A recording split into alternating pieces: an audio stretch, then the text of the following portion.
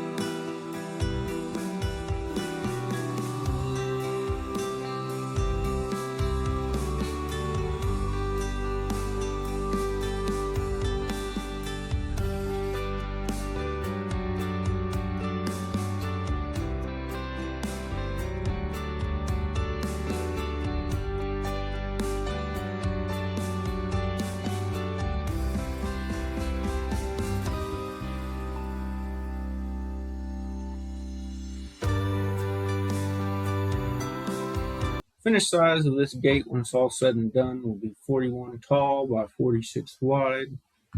For the frame going around this gate, we use a 2x2 square tubing mitered in the corners.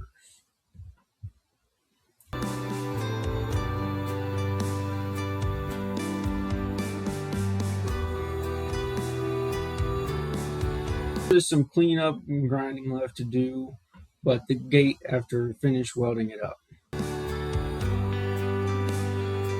Finishing this gate off, I powder coated in sail blue from prismatic powders.